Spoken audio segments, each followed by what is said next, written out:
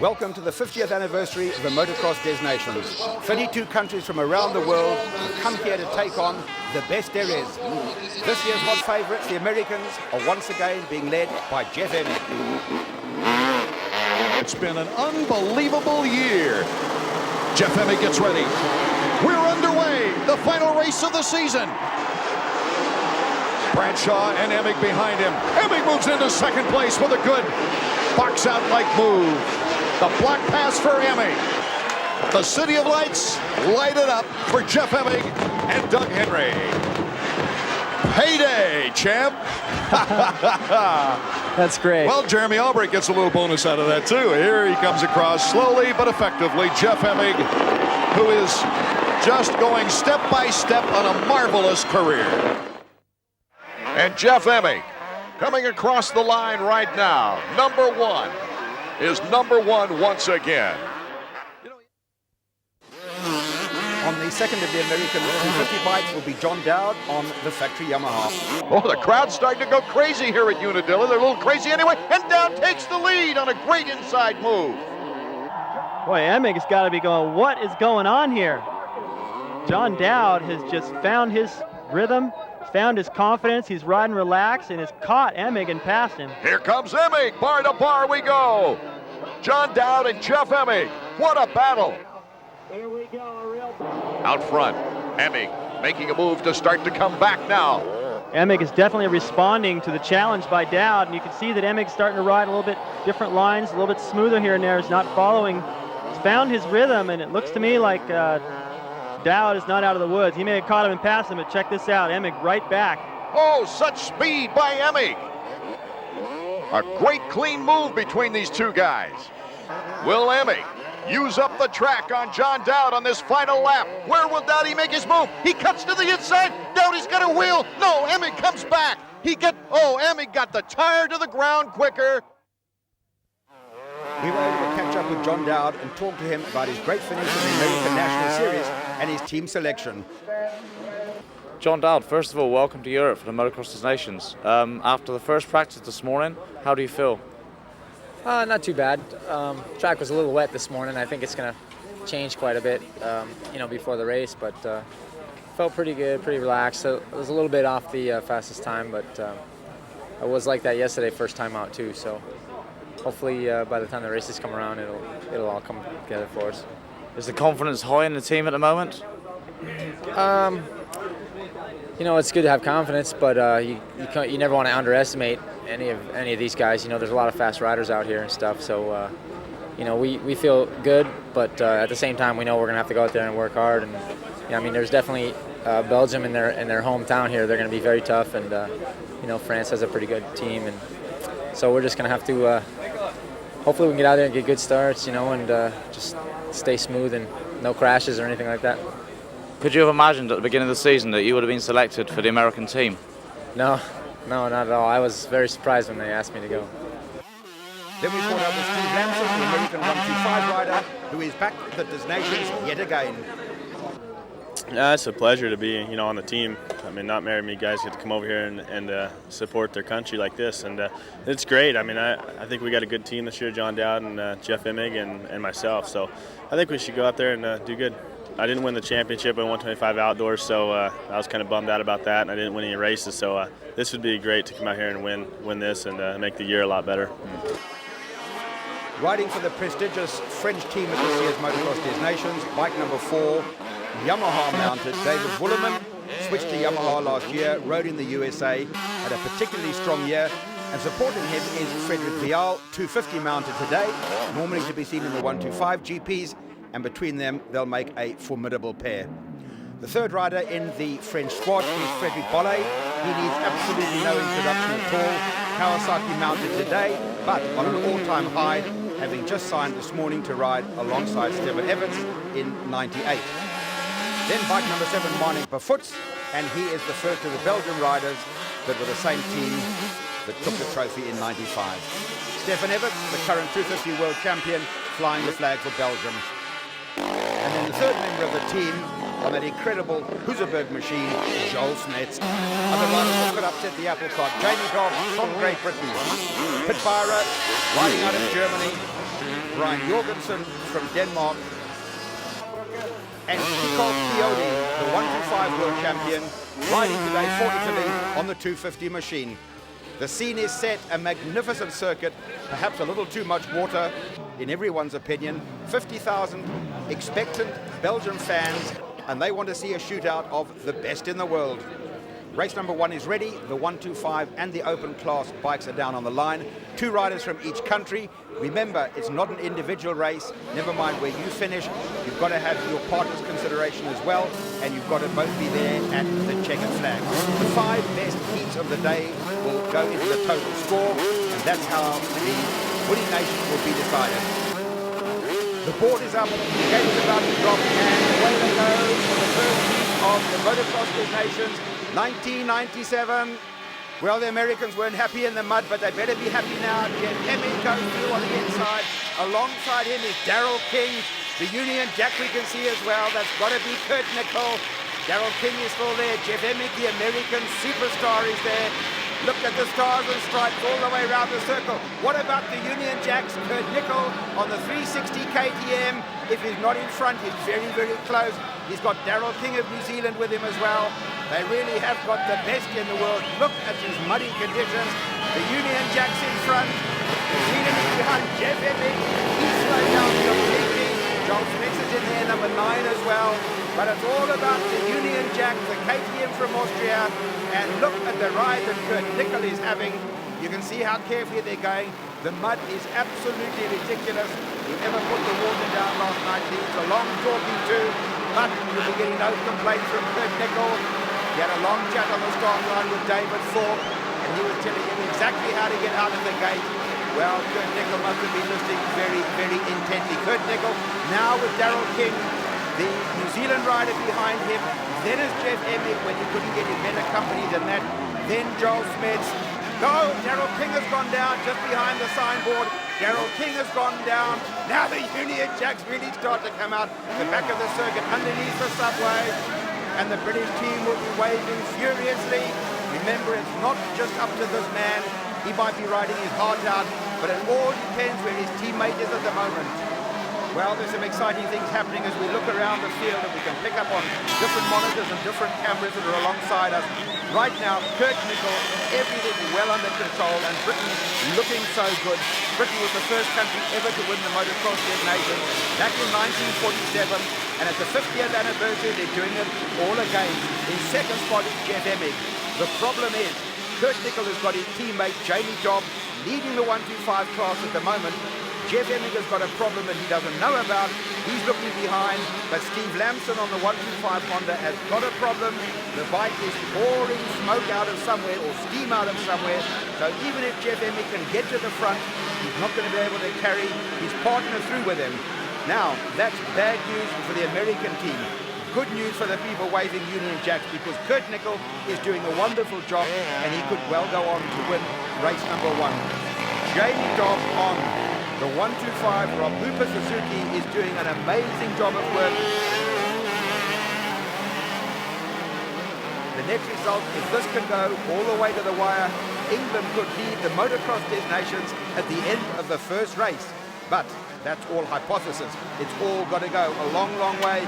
This man on the Austrian KTM, Kurt Nickel, with a man with such an incredibly big heart, and he knows he's ridden here before, he's ridden for his country before, he's ridden for the Motocross Des Nations, he knows what the sort of pressure is all about, and he wants to get that big KTM across the line.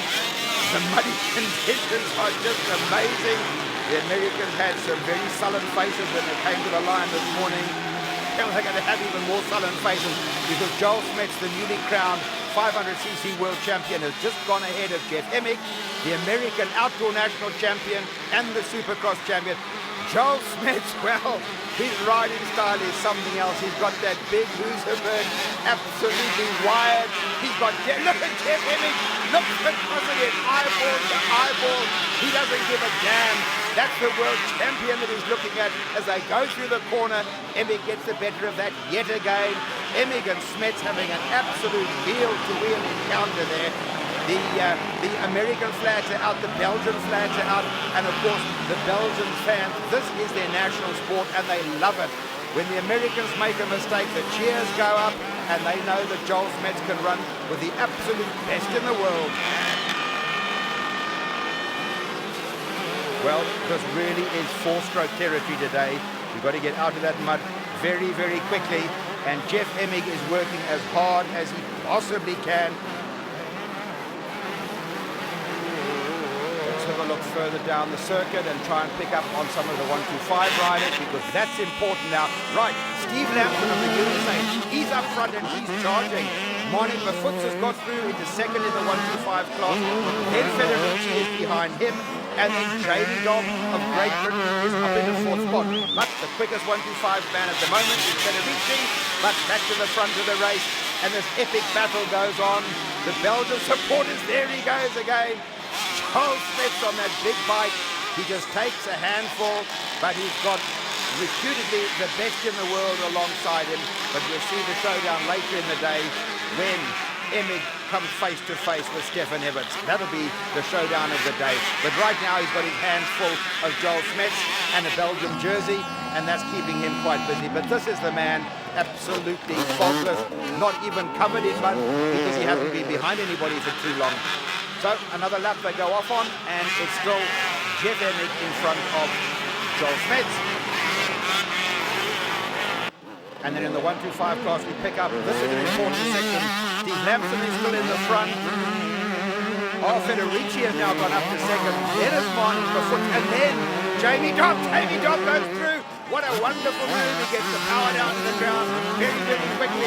Jamie Dobb has moved up into third in the 125. This is what's going to keep it all alive.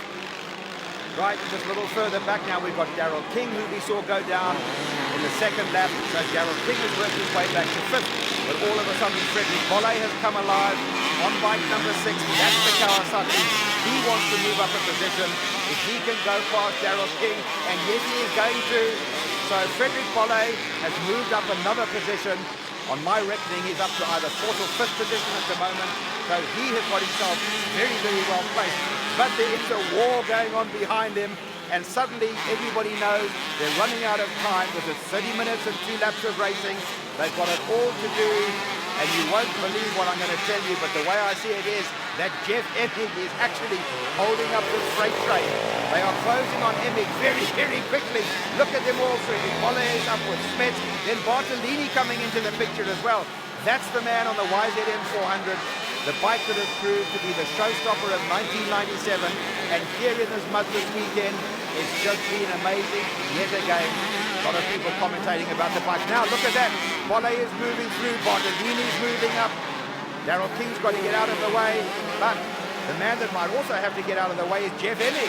He's only just ahead of these two riders, and they want to get past him, they want to get up onto the leaderboard, and they know from the pit signals that time is running out.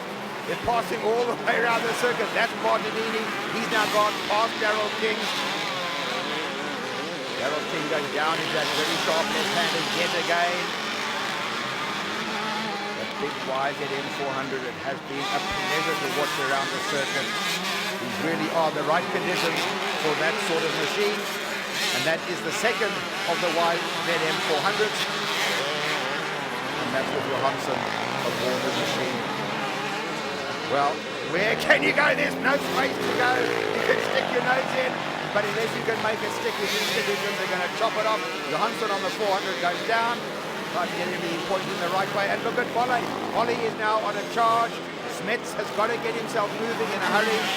This is Belgium's big hope, and these are very, very valuable points. Bolle coming through now quickly.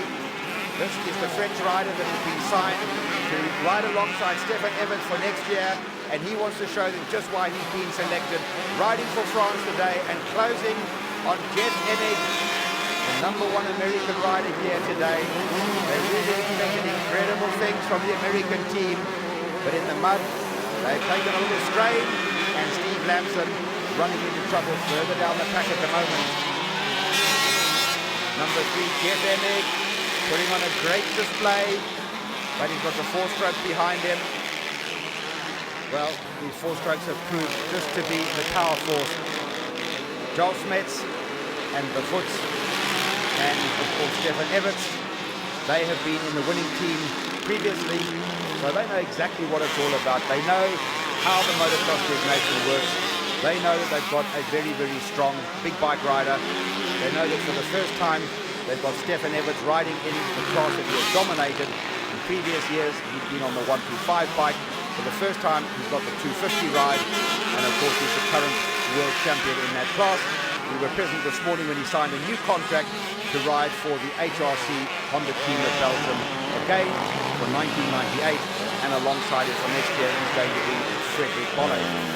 Well, in practice, they all said there's far too much water gone down, and the circuit really is perfect for the big thumpers. They came out of the gate this morning so quickly, and it's been thumpers all the way through the race so far. Then we pick up on the 125s yet again. Federici is still there. He has done an excellent job so far for Italy, so he is the leading 125. Behind him, Steve Lamson of the USA. Behind Steve Lamson is Monica Foot, and that looks strange to see him on a 125. And then in your frame now, Jamie Dobb, bike number 41 on the Suzuki, and he is closing on Federici. He's not closing fast, but inch by inch, Dobb has had an amazing day so far. He's just been chipping away, and he's going to get there at the end, I'm sure. Back to Kurt Nickel, back to the Union Jack, back to the Hooters. This man has just been sensational. Jeff Emig has got no answer to him whatsoever. Neither has Smets, neither has Bolle. None of them have got an answer to Kurt Nickel. He really has stamped his authority all over this race. I've not seen him put a foot wrong on any of the corners, and the mud really has been bad. Steve Lamson has got a problem. Steve Lamson, the American 125 rider, has got a problem. He's gone down directly in front of his pits. Well, that's going to create havoc, because as hard as Emig is working, now he'll be going past Lamson very, very quickly, and the American hope of going on to the top of the leaderboard have just faded completely. Lamson had to finish where he was to even get them onto the leaderboard, and I wonder how much Kurt Nickel is being told by Dave Thorpe. Dave Thorpe has been with his team, locked in conversation all weekend, giving them a lot of advice. There's Jeff Emig still charging away. He'll possibly have been told that Steve Lamson has gone down. Maybe psychologically they shouldn't tell him anything. Just let him work away as hard as he can. Look at that drop-off.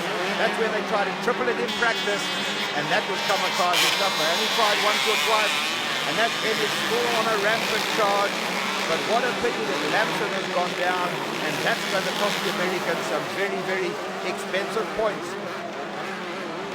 Well, we know that Jamie Dobb is still doing fine. He's up there with Federici as well. But what's in there? Jeff Emig still hounding away as the leader of the pack of the American riders.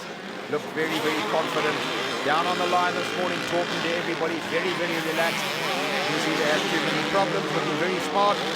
They need a big wash and polish after this race. And he must just be wondering all the time, I wonder where my buddy is. Where is Steve Lamson? A big handshake on the line before they went to the first race. The electoral party comes through as well. When they do the adding up, it ain't no good. So, Emig almost on his own mission at the moment. That man doing a great, great job for Belgium. So Joel Smets, I'm sure you know exactly where his partner is as well. So he's got everything well under control.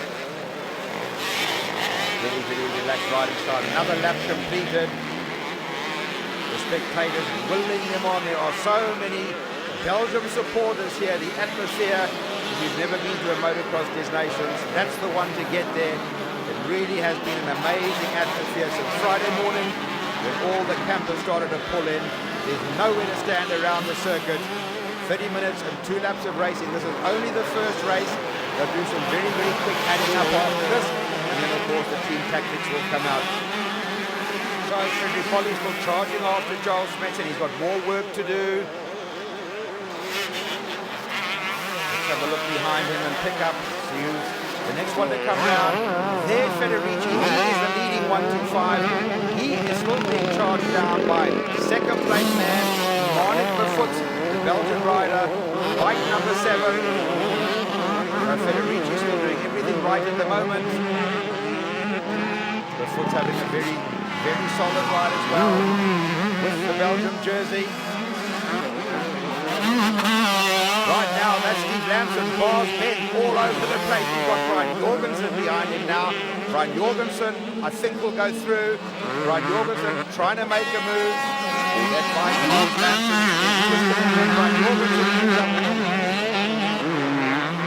As they go up the hill yet again, we'll pick up with our race leaders, and the fight goes on for second place. Jeff Emig still there at the moment, but he's being pressurized right from the time the gate drops. He really has been pushed around the circuit very, very hard. And remember, he's rated as perhaps one or two in the world. Stefan Everts and Jeff Emig rated as the best two motocross riders currently in the world. So they go off, chasing off each other yet again. Frederick Bolli is in there. Then that's Bartolini. He was sensational in practice. He's on the second of the YZM 400s. And then we'll try and pick up again on the 125 machines. Bartolini sets off up the hill. That exhaust mode quite amazing. And the crowd run from one side of the circuit to the other. They have to come down here under very, very heavy braking. They come across to see that YZM 400. The noise that it makes going up there. This machine is a 4-stroke engine with 12,000 RPM. 5-valve cylinder head, and it pushes out some amazing horsepower. How much more work has he got to do? Joel Smets, this is the first race for him of the day, still with Emig. They still haven't given up. They want to go all the way to the wire. Smets and Emig. Smets is the new world champion, and he says, I don't give a damn about the Americans and the stars and stripes. This is all about motocross, and it's all about Belgium's national sport. And you're not coming here to hurt my pride. Frederick Bolli, he wants to get in there as well. And he says, leave me to the Americans. I want to have a go at him. Jumping right up alongside Joel Smets. And Emig is certainly going to know that he's been in a race. We'll try and talk to him after his first race. And of course, Emig and Smets will come through into the final race this afternoon. Then they're going to have Stefan Everts in there as well. And that should really be the final showdown. So they'll have a break for a couple of hours. And then Emig and Smets have got it all to do again in the big grand finale. Now Frederick Bolli starts to get in on the leaderboard as well. He's going to start mixing it up. Well, Frederick Bolli certainly has worked through the pack very, very quickly. Now he's closed on Smets. The two of them down the main straight. Emig just ahead of them. Look at the head shake on that big machine. Bolli goes in tight in the mud. Whoa! And he pushes Smets. Bolli goes into the side of Smets. Smets has nowhere to go. Well, that won't please that man at all. Now they go down the hill. Oh, and Smets has now got Bartolini. Smets and Bartolini came together at the bottom of the hill, so they must be getting very, very tired. But Joel Smets corrected himself from that. He's got himself facing the right way. It's really, really important that he keeps it all together at the present time. They've got to be well placed in the points if Belgium want any chance of winning yet another Motocross Des Nations. The Americans have come here as absolute favourites. Perhaps the Belgians think that they can win it, but they've first got to beat the British team. And on the form that they're in today with Kurt Nickel and Jamie Dobb, that's a formidable request. They have been unstoppable, and I don't see who's going to beat Kurt Nickel in the first race. He has just been too good for everybody else, and Emig certainly has had no answer to him. Now Emig has got Bolli with him as well. Well, Emig certainly has had plenty of work to do. He's more than repaid his airfare to the American team with this ride. He didn't like the mud at all. He said that it was ridiculous the amount of water that had been put down, but it was the same for everybody. You could see on the opening lap plumes of mud and water spray. A lot of people threw their goggles away on the very, very first lap. Smets and Emig seem to have hung onto their goggles. Now Emig's still got work. Only a few laps remain. And now all of a sudden he's got Frederick Bolli riding for the French team on the Kawasaki, right up and aggravating him. Frederick Bolli pushing and hounding, covered in mud. Frederick Bolli certainly trying a different line in every single corner. Underneath the subway they go yet again, and Emig powers that Kawasaki, immaculately prepared. We don't have to tell you about the preparation of the Americans' bikes. Absolutely superb if you can get close enough to have a look. They kind of keep them under wraps. and they are certainly very proud of that equipment. That's the big step up that they tried to double in, they tried to triple in practice yesterday, and it very nearly worked. And Frederick Bolle goes down. Frederick Bolle, that's a very, very important points lost for him. Frederick Bolle has gone down. Now he's got to get himself facing the right way, get his rhythm going again. I don't know if he's hurt his arm or not. The bike laden up with mud. Those are very, very, very valuable points for the French team. So a bit of relief there for Joel Smets yet again. Belgian supporters quite happy with that turn up, and they know that they're running out of time. Jeff Emig is certainly running out of time. Kurt Nickel has continued to just run away from him in this race, and Emig has never looked like having an answer.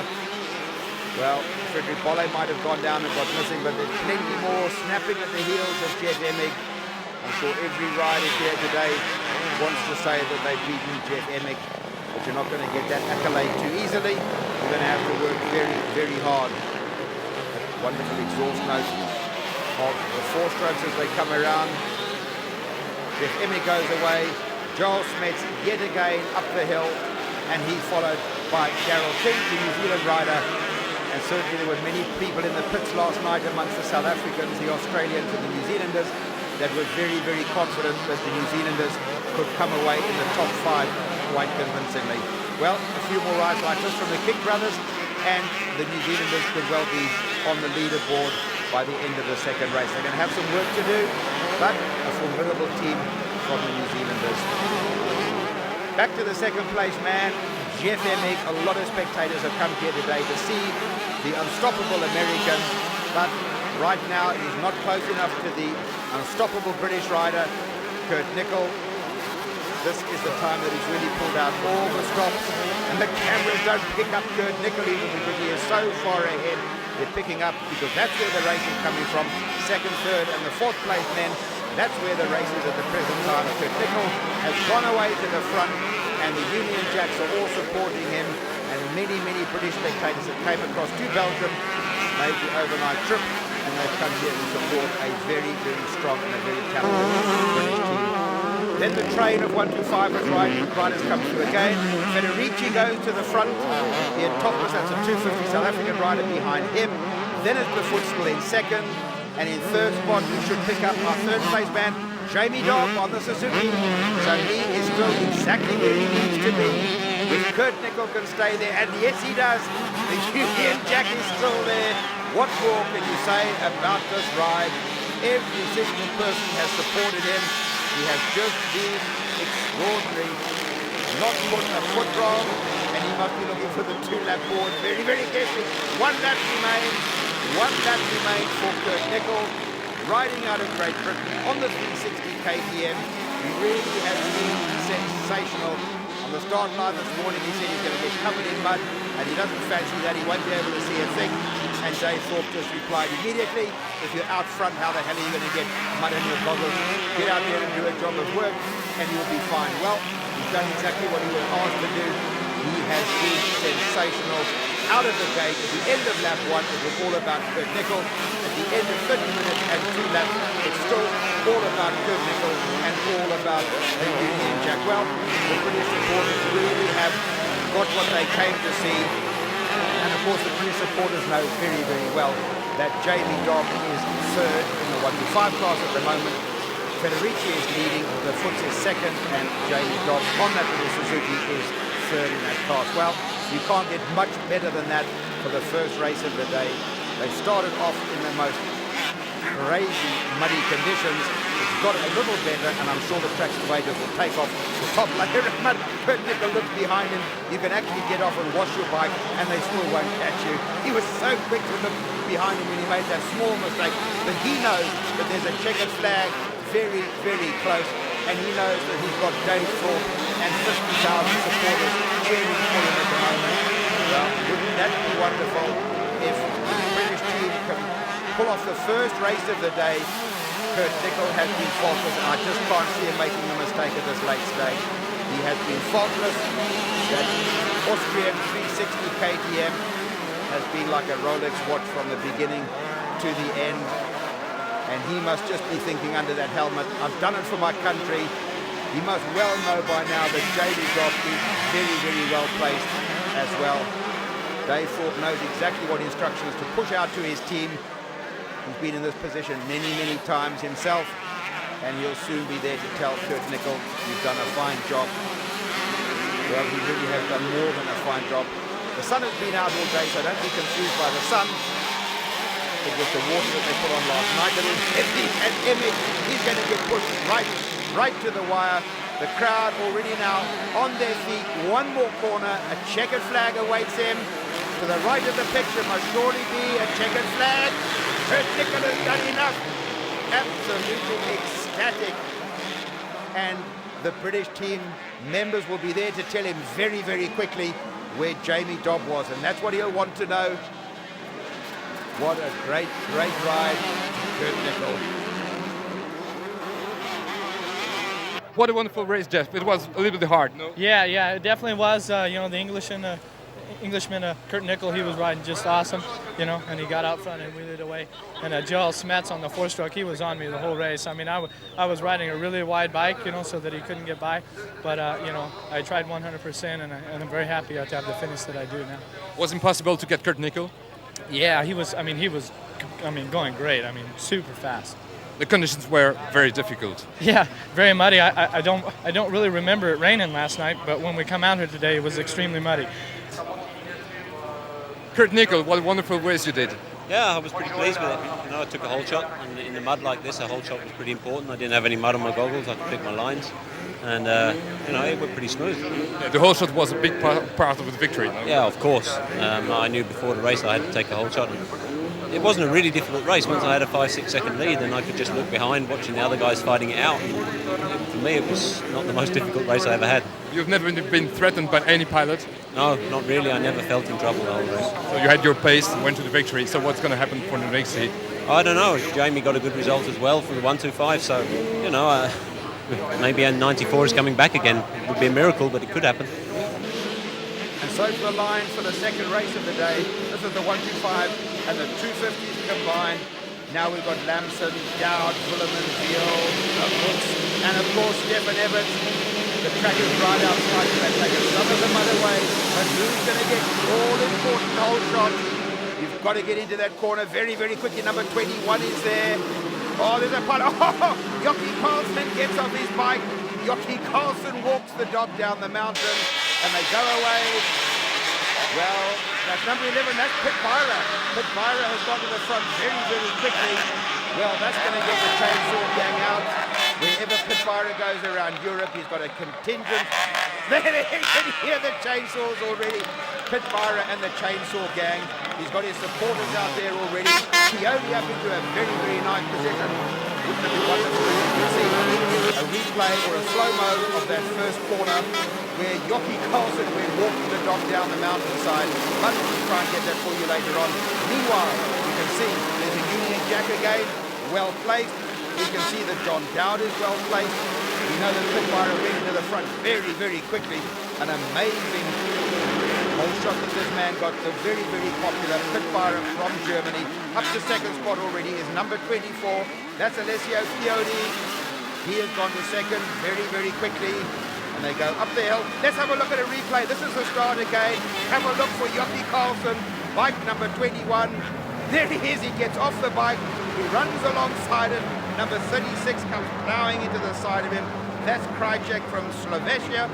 And away he goes again. So, very, very good. Thank you, Mr. Cameraman. Back to Pit Byra. He is still leading the race and pulling away at the moment. Number 5 has got onto the train as well. That's Frederick Vial. Frederick Vial having a very, very strong ride at the present time. But Pit Byra just looked so good when he went out. Got an amazing whole shot to get off that line so quickly in the back end. That's the back end of Kiko Keone's bike riding the 250 today. He is the new 125 world champion. But he's been told that he needs to ride, and they're told him to get on with it. Now what we have to do is we have to pick up on Moni Bafutz and Stefan Evans. Those are the two riders that are going to have to carry the flag for Belgium. They are certainly going to have 3 points on the board. And of course, Great Britain after that amazing start in race number 1. We heard what Kurt Nickel had to say. Can it be changed at 94 all over again, or would that be a miracle? Well, he certainly played his part, and Jamie Dobb has more than done what he was expected to do. Well, a great start to the day, and it's possibly going to come down to the 3rd race. But in the meantime, the middle race of the 3, the 125 and the 250s combined, and the Italians certainly having a very good outing. The French will be good as well. The Swedes are always there. 32 countries have come to Belgium this weekend, and really they are from all over the world. A lot of help being given to the Australians, to the South Africans, and to the New Zealanders. Philip Weir has assisted the South African team, and really they have been hospitality themselves, and a great help to all the visiting nations that have made the trip across here. But right now, the German flag is up. Pitbyra, when he puts his head down and his backside up in the air, he really can do a great job of work.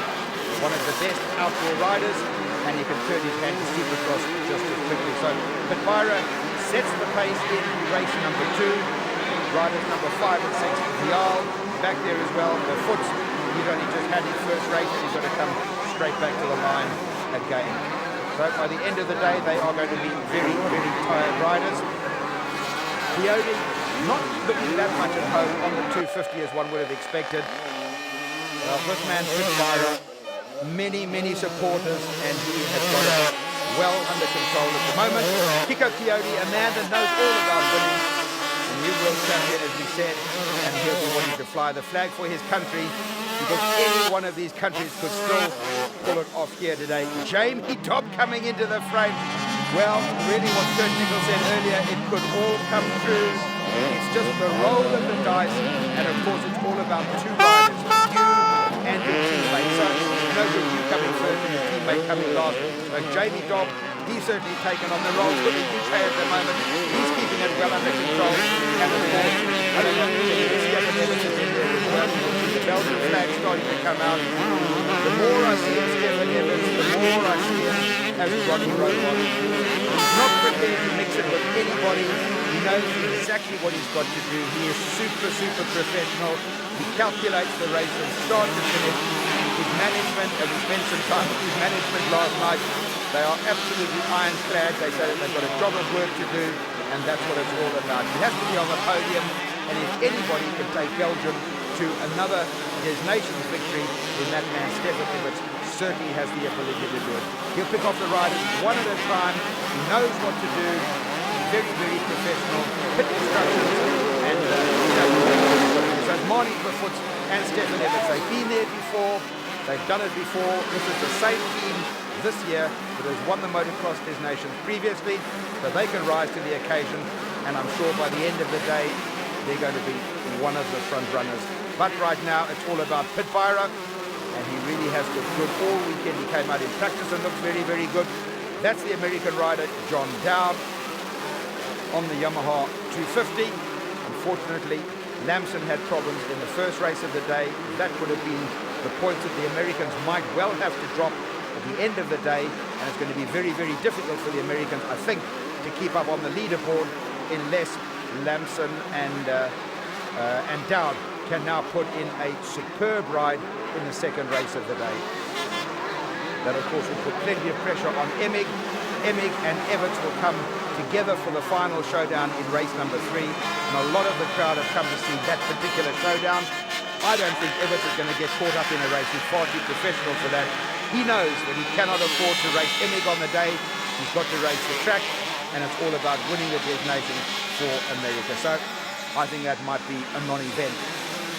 I'm sure the Belgians just want a victory, never mind about Emig. So right now, John Dowd doing everything that he knows best, selected for the American team, and he's now quite happy to start mixing it with Frederick Vial. Vial, a very experienced rider indeed, riding in the French colours, and again, these riders are so patriotic. They know that it's not an individual thing. Whether you've got the tricolour or the Union Jack out there today, that's what it's all about. They want to win for their country, and there's no homegrown glory. Of course, the Americans have won it so many times now, they take it for granted.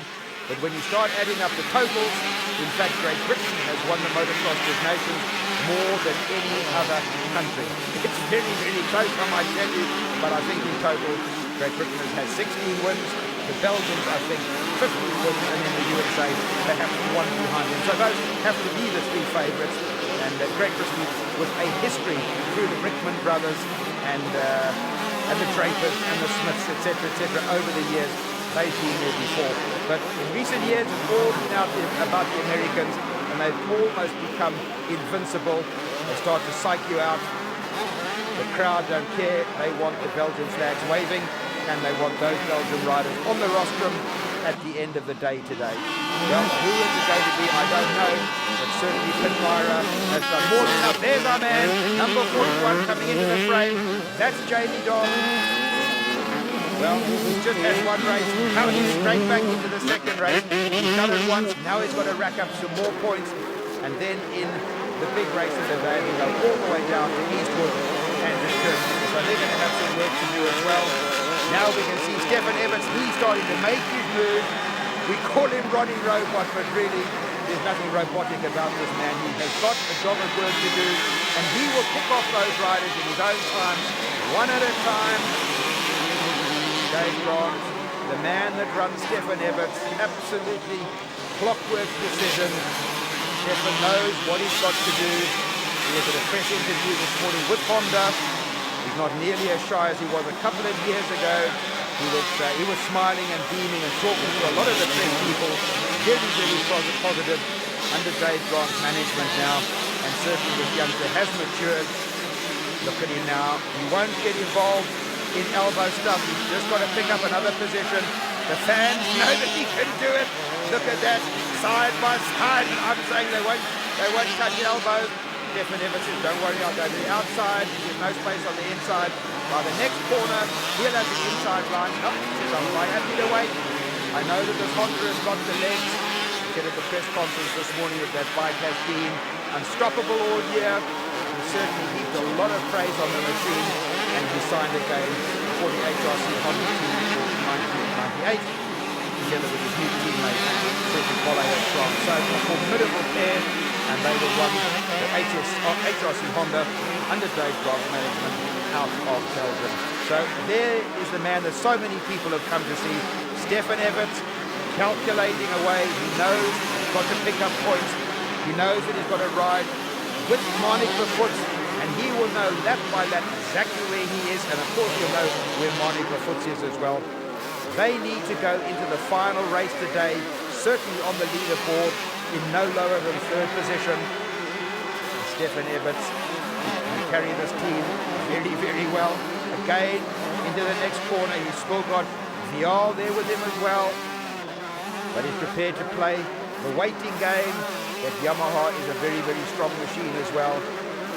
Everts knows that if you drop the machine, the whole of the Des Nations could be over. There's no time to pick it up. If you lose 3 or 4 valuable places, it could be the showdown of 1997 coming to an end. So Everts has got to keep it upright. He's got to rack up those points. And certainly if anybody can do it, Stefan Everts can. This is where this crazy triple downhill jump is. They jump down 2. I said earlier, Jeff Emig tried in practice to jump all 3. And he was nearly in the very, very cheap seats at the bottom of that jump down. So they go down 2 and then 1. And Stefan Everts, the darling of Belgium, Harrison and Hounds, the flying Vial. This is the main straight area. They've been running wide all day.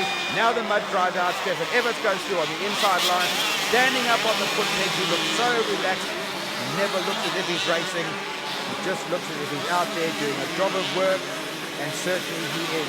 Now in his sights, you've got John Dowd, the American. Well, that'll get the Belgian fans up onto their feet very, very quickly. I see the American flag. Vial still hasn't given up. I'm quite happy to latch onto the back of Everts and just have a quick riding lesson here at the St. Joseph Circuit in Nimes in Belgium for the 50th running of the Motocross Des Nations. 32 countries have come to the line. Hospitality unbelievable from all the Belgians, and the atmosphere in the pits last night, really wonderful to see the Australians, the New Zealanders, the Slovakians, all of them mixing together, having a barbecue, having a drink together and chatting, and that's what motocross is all about at the Des Nations. So right now, all eyes on Stefan Everts. They really are hoping that he can carry the team right to the front. When they start the final heat, he's the man that's got to be there. It's going to be him and Joel Smetz that have to put in a sensational third heat. The way I see it, with the early adding up, there's no way that they're going to go into the third heat as clear favourites.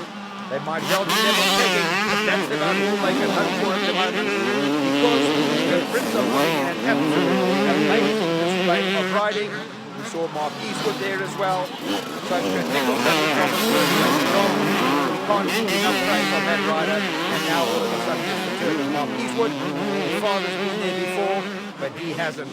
Mark Eastwood, we've seen him all the way through the GP season. The starts are getting better and better every weekend, and they certainly didn't elude him today. He came out of the gate very, very nicely, and Eastwood is well placed and doing a great job of work. He's riding on the 250 Honda today, and he knows what he has got to do. Jamie's on the course onto the Ron Hooper Suzuki, and he's on the 125. So down, another lap completed, but it's a long way from over. Chiodi is still up there.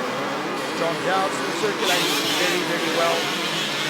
But the man that they're all chasing is number 11, Pitbyra from Germany. Many, many supporters here for Pitbyra.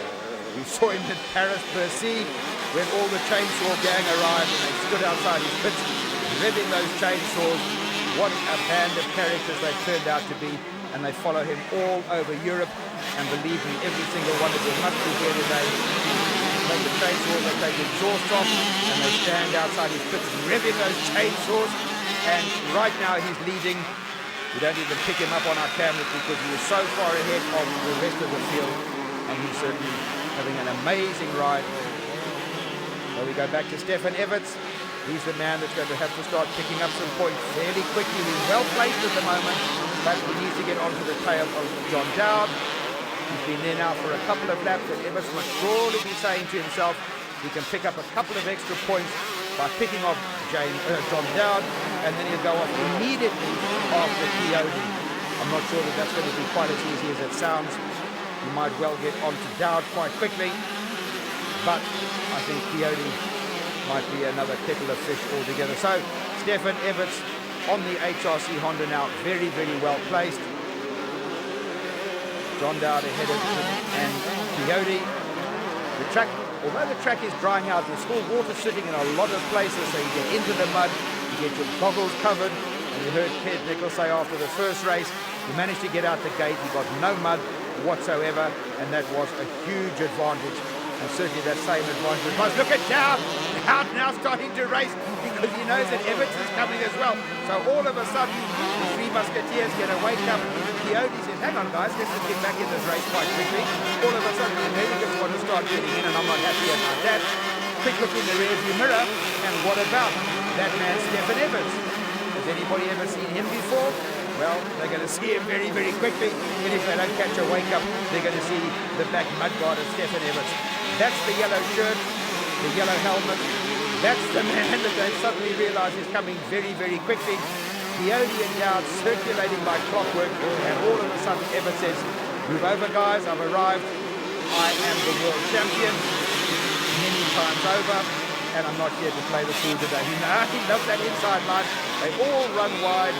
There's a very, very wide line that has been cut by the big thumpers and the big capacity bikes earlier in the day when it was very, very muddy. So they all run very, very wide. But Everts has got a good inside line there. Now he comes up the hill. Whichever way Chiodi goes, Everts goes the other way. And this is what the youngsters have to watch. You have to hound and harass. And if Chiodi goes inside, Everts will go outside. He never, ever gives up. And although he doesn't look as if he's racing, he's riding with his head. He is a very, very professional rider. That's why he is number one in the world. Look at the race that's coming now. Stefan Everts, he will know from his pits that he's done more than enough. We want to pick off Chiodi. He's right up there with him. And I wonder if he doesn't already know the spot when they come into the main arena, where he said earlier the start and finish line is, that's where he can sweep. very, very tight inside him. Perhaps he can dive inside Coyote, and then before the right-hander drop-off, just go ahead and pick up some points. But no, it looks as if he's got other ideas. Up the hill they go. The top of the hill is a left-hander, and Coyote is still there.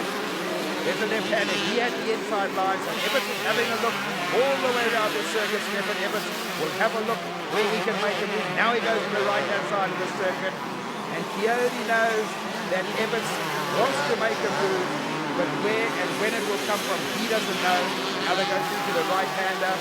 They've got another left-hander in front of them. Evans looks inside. That's good enough. Can he get the traction? Well, that was tight stuff. Well, side by side, Coyote and Evans. Oh, and Evans just goes across. Now they've got a left-hander coming underneath the tunnel. There's a left-hander here. Evans holds it together. Coyote's got no answer to that.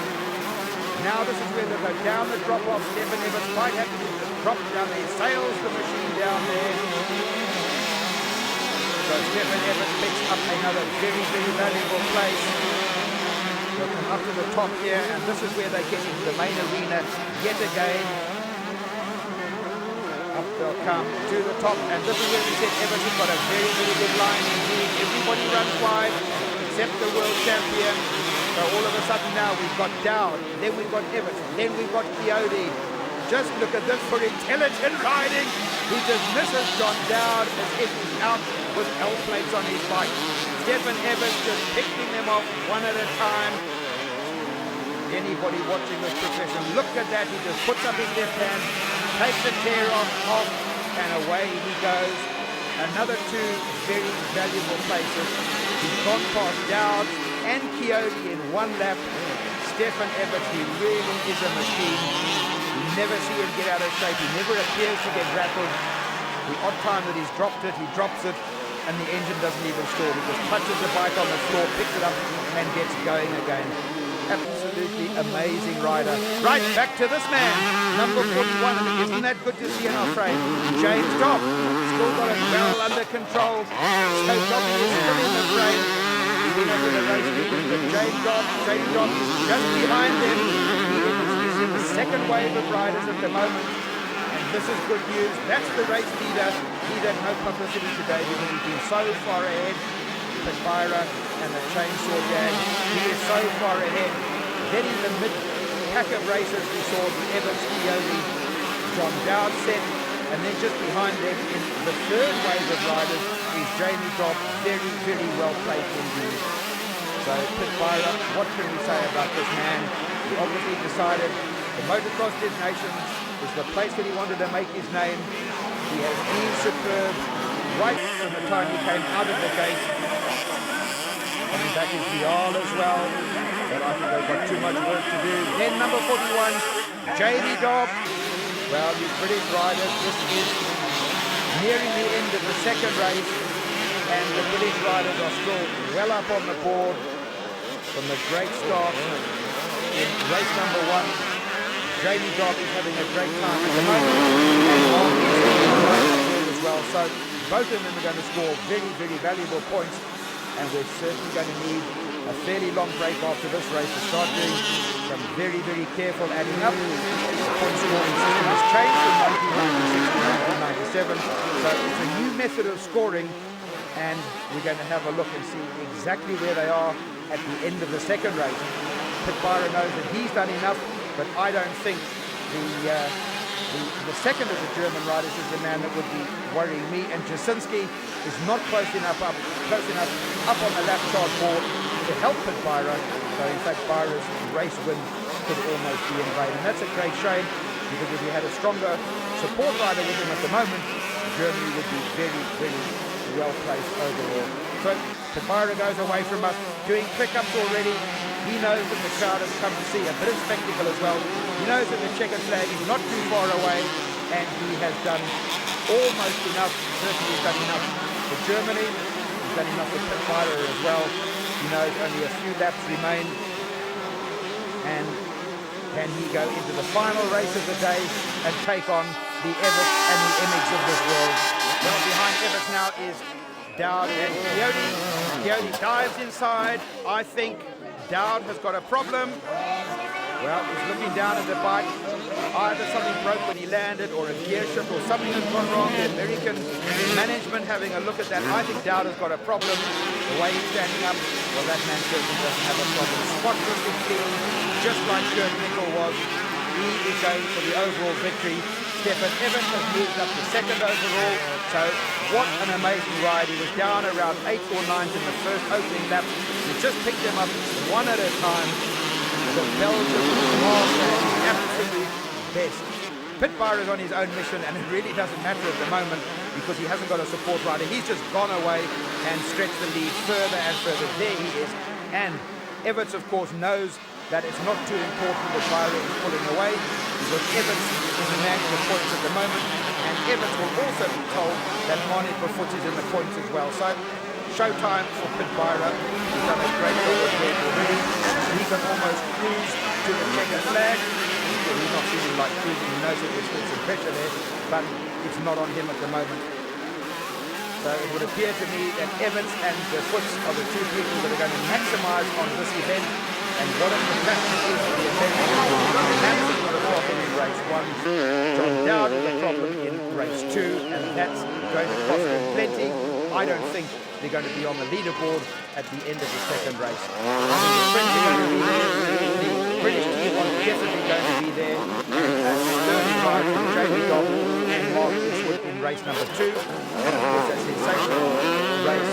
1 win for Kurt Nichol. So the Brits looking very, very good. The Italians looking good. The French looking good. The Swedes looking good. The Americans, I think, have got problems. So there's Dowd. He has got a problem. He certainly, something has gone wrong with that bike. You can see from the time he landed on that jump, it hasn't looked right. He went into the pits very, very quickly and out the other end. There is something gone amiss. Listen to the Belgian fans in the background. Elbows up. What an amazing riding style. Gary Bailey would be proud of that man. Absolutely perfect riding style. And the man up front, Pit Byra.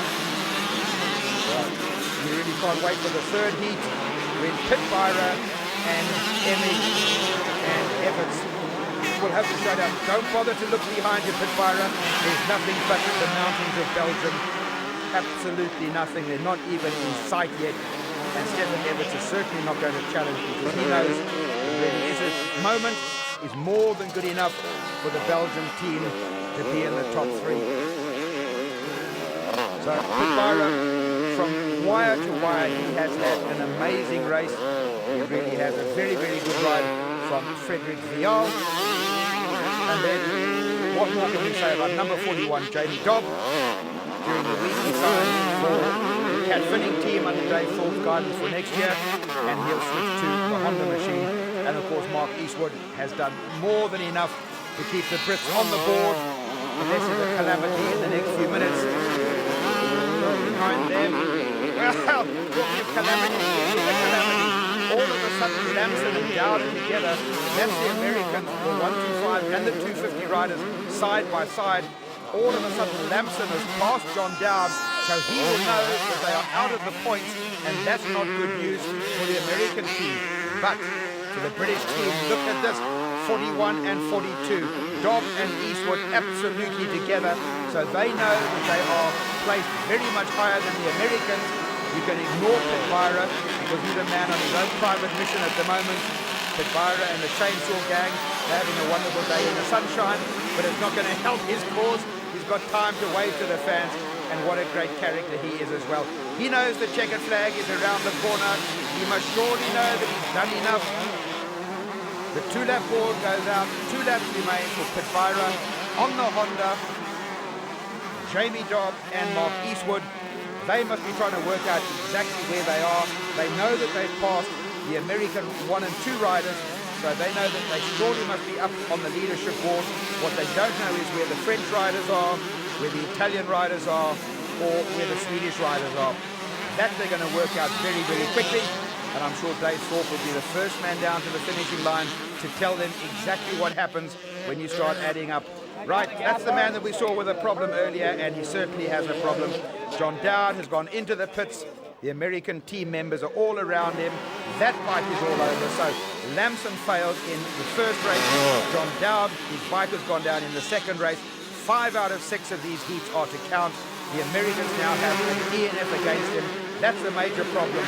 But there's no major problem for this man, the current world champion, riding out of Belgium on the HRC Honda, Stefan Everts.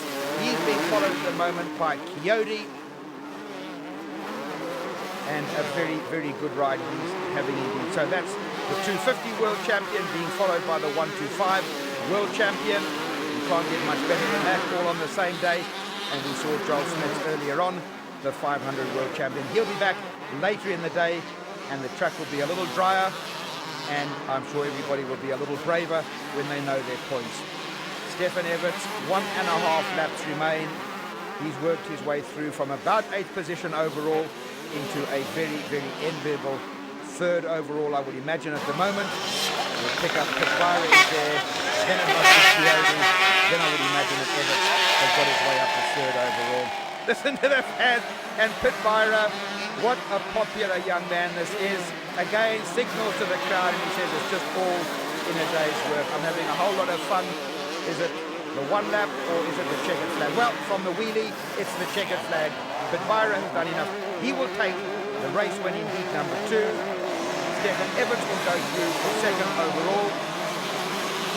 And Coyote must surely be directly behind him. There's Coyote. Well, start doing your own adding up if you want. I say that it's Belgium, Italy and England incredibly close. But let's wait for the official results. So Pete, this is a perfect race. You grabbed your shot and you finished first. Yeah, it was just great. I had a really good start. It was a little bit dangerous to going inside that first turn, but I saved it, so then I was going smooth and easy. I thought it gave me a lot of confidence to race so close to Stefan last week in Galdorf. So I know if somebody want to beat me, you have to go really fast.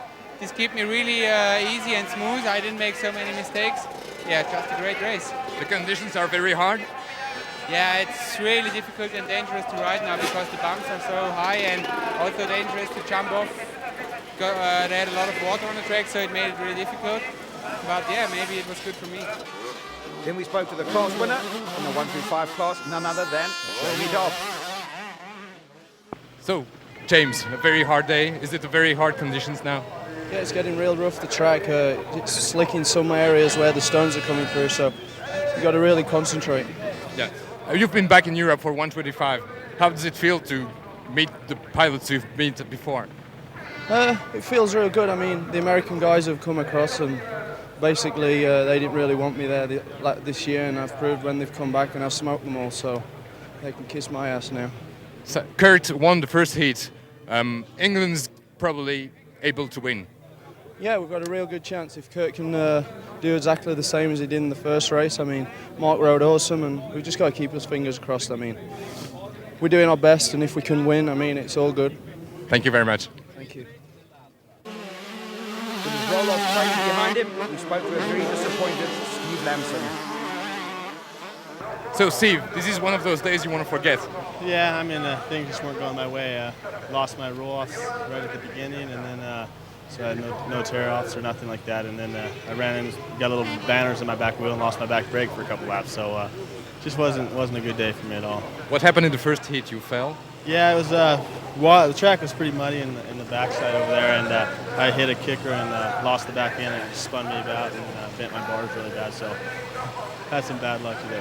What about the chances of United States now? I have no idea how everyone finished, so I know John Dowd had a problem, so it's not looking too sweet right now, I know that.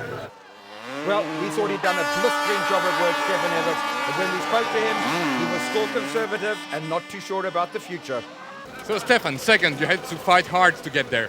Yeah, I took a very bad start, and the first straight here so much full of mud, and you know, I got all the mud on me, and it was pretty hard after. I didn't rode relax. I rode a little tense. My arms started pumping, and you know, I did many little mistakes, but I managed to finish second. And the third race, I'm going to try to win.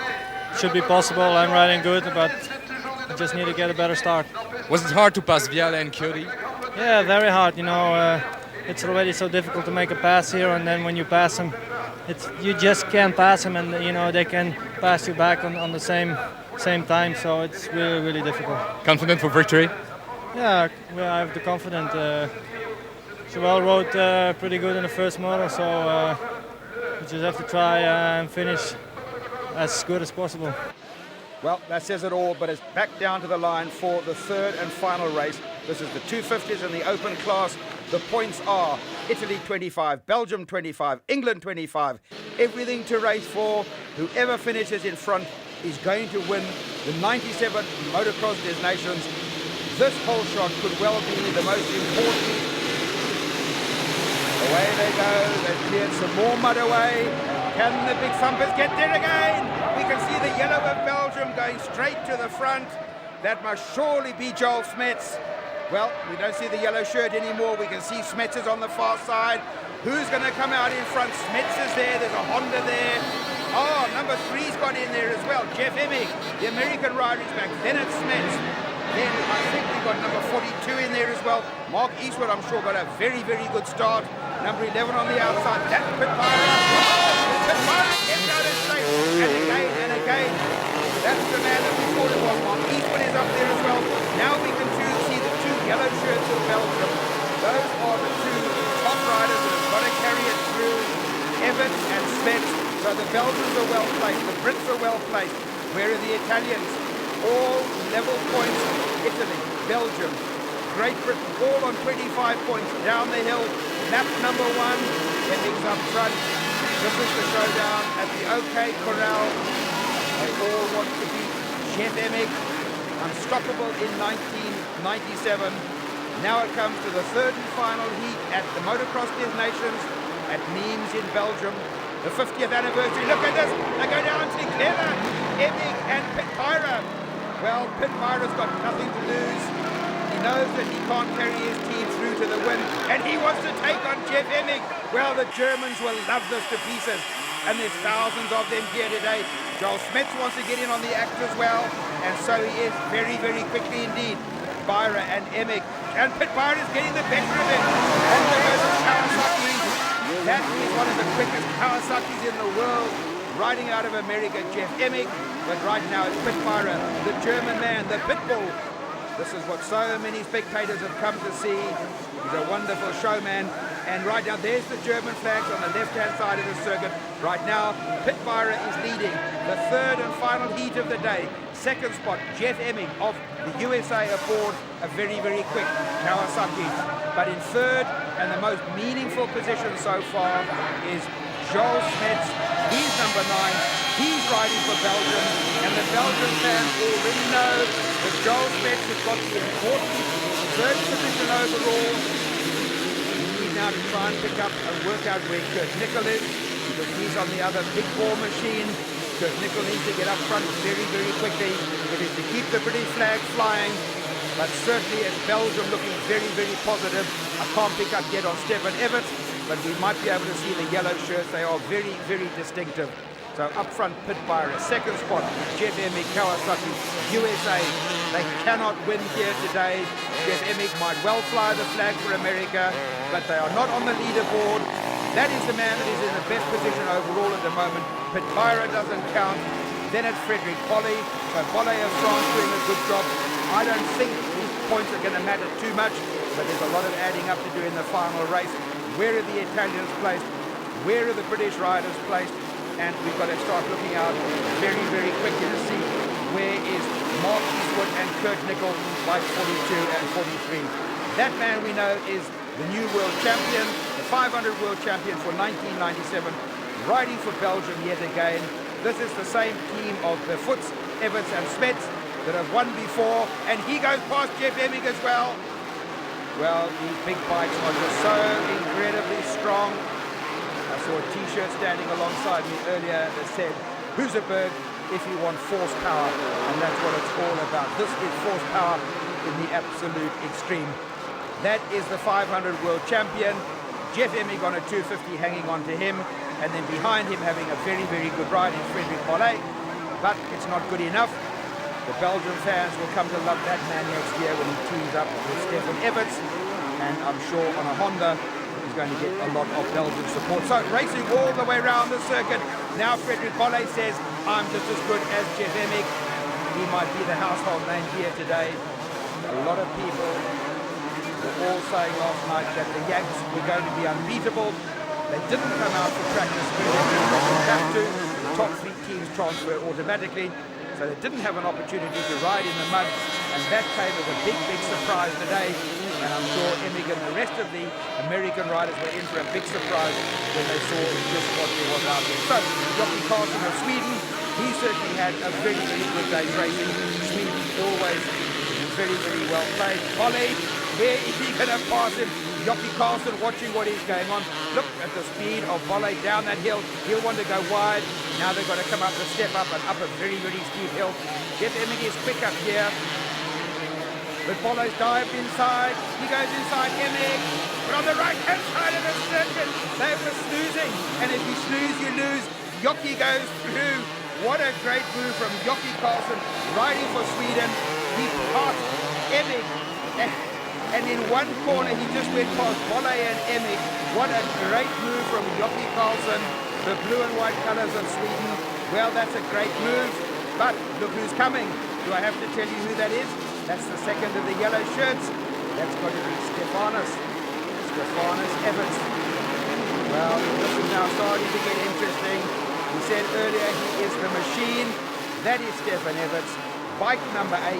He can already see Charles Smets ahead of him, and he can calculate for himself who is between him and Smets. He goes past Jeff Emig as if he's just a highway bollard, and he just moves up another position. So Stefan Everts knows exactly what is going on. There he will be able, that's the view that he's got from that drop-off. He'll be able to see Joel Smets, and he must be saying to himself, Stefan Everts, keep things cool, keep things under control. You are the world champion. You've got the 500 world champion in front of you. You've got 50,000 supporters. You are going to have a reception at the end of the day to end all receptions if you can just keep this all under control. But it's early days. There's a lot of racing to go. Jockey Carlson, what a great ride he's having. But I fear it's too little too late. The same goes for Bolle and the same goes for Pitbyra. He said at the beginning of the day, it's all about teamwork.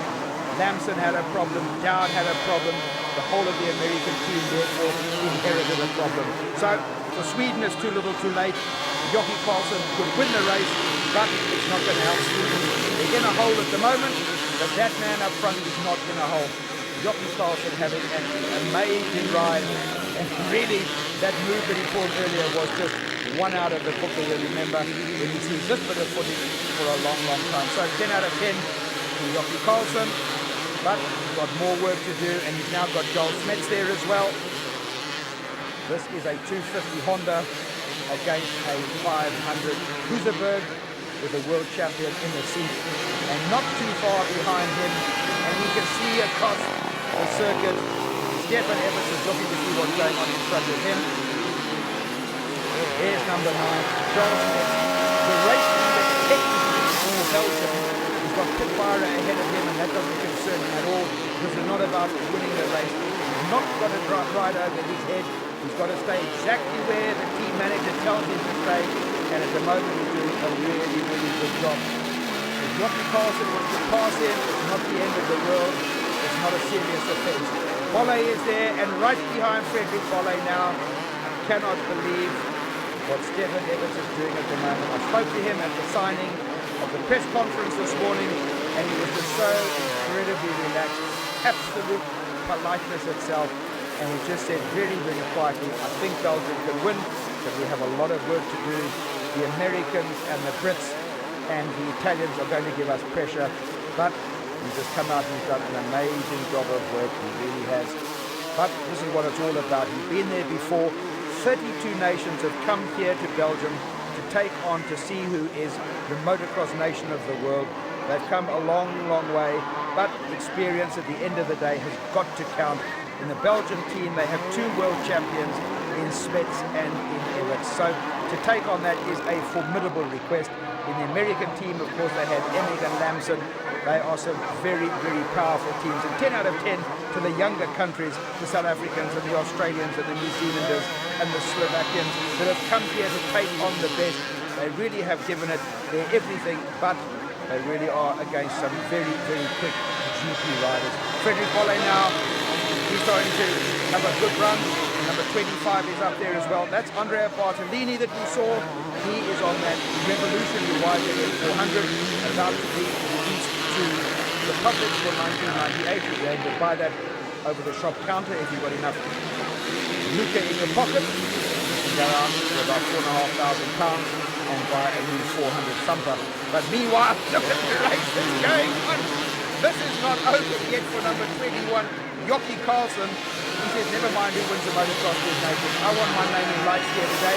He goes past Smets, and all of a sudden, Bolle wants to do the same thing. But Smets, very, very cleverly, is not getting phased out by the wall. He knows that Jockey Carlson can pass him with pleasure. He knows that Frederick Bolle can pass him with pleasure.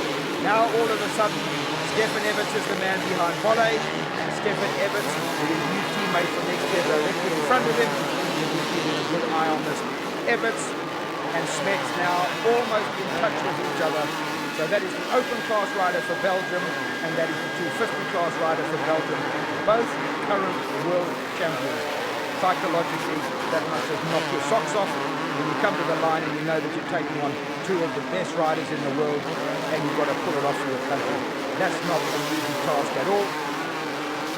But Joel Smets, he's done everything right, and so has Stefan Everts. They know, of course, from management exactly where they are and what they have to do. They have to do no more than they're doing at the moment. Stefan Everts, super, super cool. Just Frederick Bolle in front of him. Then he can see his teammate Joel Smets. If they finish in that order, without doing any more adding up, I can tell you that Belgium will win the 1997 Motocross Des Nations. But it's not over till the fat lady sings. Anything can happen in motorsport. We've seen it so many times. The British riders are still in a very, very handy place. They went into the third and final heat. Italy, Belgium, and Great Britain, all on 25 equal points, and almost the roll of the dice could decide it. If Smets or Everts have a mechanical problem or whatever, it could turn the tables. The Brits are in a very, very good position at the moment, and Kurt Nichols and Mark Eastwood have done a very, very good job of work in the final heat of getting the British riders through to where they are, and they are certainly going to finish in the top three if they continue in this position, and that in itself is a major, major achievement. They were saying last night that if they finish in the top five, they would be very happy with that position because there is a huge amount of talent here today, but they're going to finish in the top three almost regardless of what happens. Look at what we see in front of us. The 1997 500 world champion with the 250 world champion right behind him. Well, the Belgian manager of Joel Robert must certainly be wondering if this is going to happen yet again. The Belgians, they've won it many, many times. But I'm sure today I wonder if they will finish. Stefan Everts is the new 250 world champion. Joel Smets is the new 500 world champion. Can they add to the little country of Belgium, the Motocross Des Nations, ahead of the British team and ahead of the daunting American team about which we've heard so much publicity? Jockey Carlson, what a day out he's had. He really has had that Honda wide open from the beginning of the race, and for his home country, he has done a sterling job of work. Swedish rider, spends a lot of time riding out of the UK, and really is a very, very popular rider indeed. I'm sure he'll be back in '98 to ride out of Britain yet again. So Jockey Carlson, number 21, doing everything that he knows best, but it certainly for him has to be too little too late, because Peter Johansson on the big Yamaha was not close enough to help him through, and Pit Byron was storming away. That man really has been on a mission all weekend. We saw him in the second heat. He annihilated the field. Then he came to the line in the third heat, and you can see from his shirt, he's not had one rider in front of him almost from the end of the first lap. Absolutely faultless. And from here, of course, they go into the start of the Supercross season. I think with Leipzig, one of the first, and then some of the riders will come across to Sheffield at the beginning of October, and then they do the whole Supercross series with Paris-Bercy and across to Tokyo yet again, and that's where Pit Byron is so popular every year. Well, the two Belgian riders can see what's going. The storybook is unfolding in front of us. It's been 3 incredible heats. It's been a weekend of nerves. They started in the mud this morning. The Americans were not happy chappies when they saw the condition of the track, but it's exactly the same for every single rider. So stop the whinging and the moaning and get on with the job. Kurt Nickel had to ride in the mud, and he showed the Yanks. Never mind the moaning, he did a wonderful job, and it was a Union Jack on the podium at the end of the first heat. Well, I think it's going to be Belgium on the podium at the end of this for the win.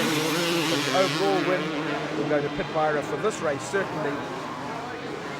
And I know that the way they're running, the Italians are going to be up there on the podium as well, and so is the British team of Nickel, Eastwood and Dobb. And they really have come to Belgium and covered themselves in glory. From the moment they arrived, they have been very, very popular with the crowd. They've done everything right. They thought was down on the line with every single one of the heats, talking and explaining and showing many, many years of experience. They come to the Des Nations with a job of work to do. Jamie Dobb eloquently put it so very, very nicely in his best British English. They can kiss my arse. So that explains exactly how Jamie Dobb feels about the Americans. And he went out there and he certainly did smoke them. Saying it is one thing and doing it is another, but Dobby said it and went out with it. So 10 out of 10 to Jamie Dobb. Well done. And well done to all the British riders so far. It's not over yet. I'm sure we're going to be on the podium. Jockey Carson still keeping it all together. Stephen Evans now right behind him. And Evans must know, of course he knows that he's done enough. Look at the way this track is starting to dry out and the dust starting to come through. It was an absolute quagmire this morning. A lot of people, including Dave Thorpe, making some very, very strong remarks about the amount of water that was put down. And in fact, somebody went on to say they didn't think it rained in the night. No, it didn't. They had a huge number of water bowsers out and almost with mismanagement just poured the water onto the circuit. But there it is. Hometown makes the rules, and the rules were that the water went down. Next year, of course, it moves to Fox Hills, and I'm sure Great Britain is going to put on a show of shows. Stephen Evans, only a few laps remaining. Not one of the 50,000 crowd are going to leave here. You can hear the Belgian music starting to rev up in the background. They certainly are a happy nation of people. Not only were they happy on Friday and Saturday night, but the music now just starting to come out of those enormous speakers. They can sense victory. They know that Stephen Evans is going to keep away from Jockey Carlson. He's going to keep himself well out of trouble. And of course, so is Joel Smets. He's more than happy to let Frederick Bolle go in front of him. Bolle almost getting out of shape as well there.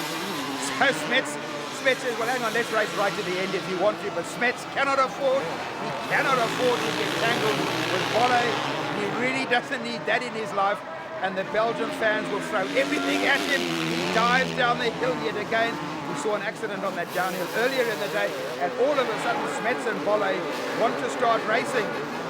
Well, this is nerve-tingling stuff because Joel Smets cannot get caught up in it. Bolle's got the inside line again. Oh, this is so close. If Stephen Evans could see what was going on in front of him, he would be having a heart attack. That's the man that's got to carry them to victory.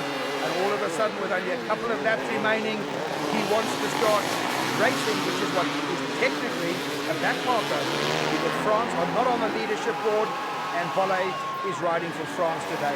Bike number 6 on the Kawasaki, and hopefully Joel Smith will just get hold of his brain and say, hey, calm down, fellow. There's nothing to be proved by getting past Bolle. And I'm sure the team management, the Belgian team, will soon tell him that. Don't dare get out of straight. Victory is so close.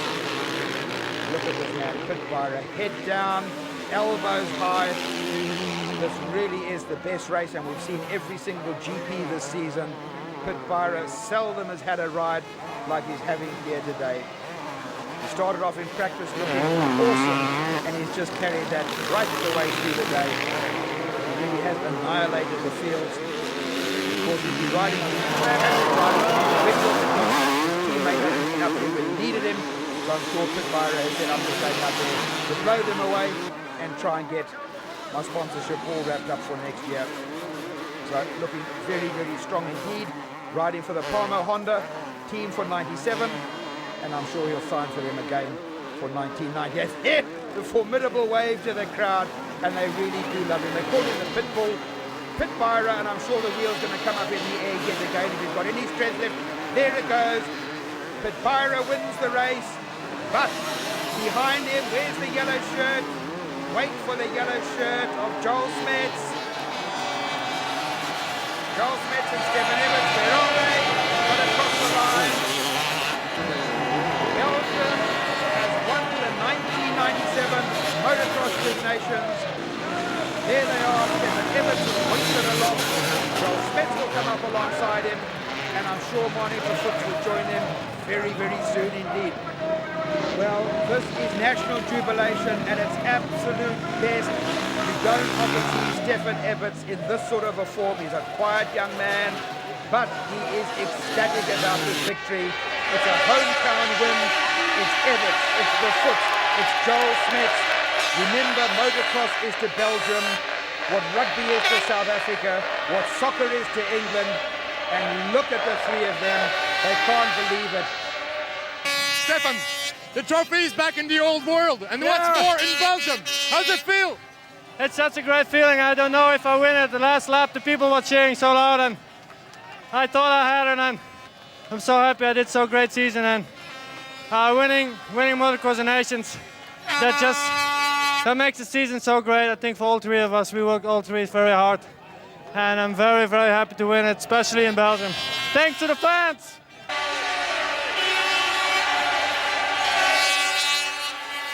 So, Pit Byra, this is a perfect day for you. Yeah, what can I say? I had another good start. This time I was only third, but I know I have to pass that other guy really quick, and I had really good lines, so I passed Emig and Joel Smets first or second lap. And after that, it was just easy pulling away. I can't believe it. How does it feel to be the fastest pilot of the world today? Just great. I mean, the impressions from last week were incredible to win in Germany, but now winning again, because everybody said, yeah, you have extra motivation in Germany, but now I'm in Belgium and winning again. It's so beautiful. All the spectators are so great today. Yeah, it's great. The trophy is back in the old world. What do you say? I'm happy for that. I think some of Americans think we don't know how to ride a bike, or we don't even know what it's looking like. But yeah, today it was very difficult for them, and I'm happy we won. The World Championship riders, they work all year really hard, and I think they are always good enough to beat some Americans, and yeah, I think also congratulations to Belgium.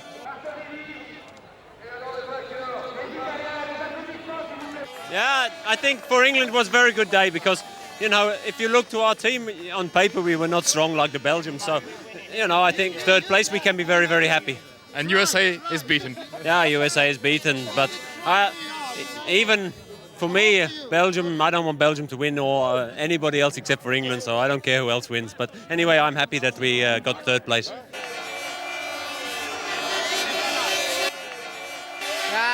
I'm very happy for the team because the second place, too much here, no good. Today is very good. I'm very happy for the nation. For the nations, for Europe, against the United States? For me, yeah, also for me, for first model, very good. And second, I problem to the stones in the face. I go slow. Are you going to celebrate? Yeah, Thank you.